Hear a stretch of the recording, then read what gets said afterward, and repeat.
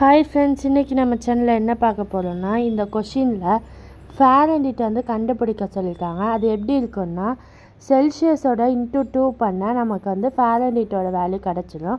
அதுக்கு வந்து ஃபஸ்ட்டு நம்ம செல்சியஸை கண்டுபிடிக்கணும். அதோட ஃபார்முலா வந்து F-32 divided by 9 equal to 9 Celsius.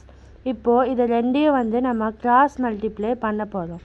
எப்படின்னா 5F-32 equal to 9 செல்சியஸ். இப்போது 5 நம்ம அப்படியே எழுதிக்கலாம். இப்போ ஃபாரன்ஹீட்டோட வேல்யூ வந்து நம்ம கொஷின்லேயே கொடுத்துருக்காங்க. F is equal to 2C. அதை வந்து நம்ம 2C minus 32ன்னு ப்ளேஸ் பண்ணிக்கலாம் ஈக்குவல் டு 9C.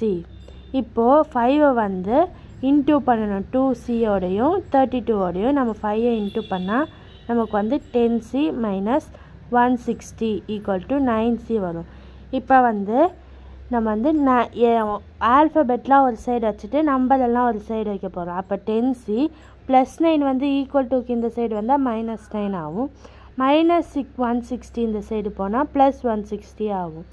அப்போது 10C minus 9Cனா 1C வரும் ஈக்குவல் டு 160. இப்போ நம்ம செல்சியஸோட வேல்யூ கண்டுபிடிச்சிட்டோம்.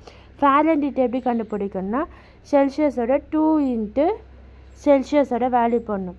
இப்போது 2 இன்ட்டு செல்சியஸோட வேல்யூ என்ன கண்டுபிடிச்சிருக்கோம் 160.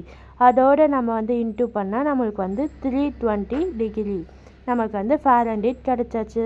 இந்த வீடியோ பிடிச்சிருந்தால் லைக் பண்ணுங்கள், ஷேர் பண்ணுங்கள், மறக்காமல் நம்ம சேனலை சப்ஸ்கிரைப் பண்ணிடுங்க. பாய்.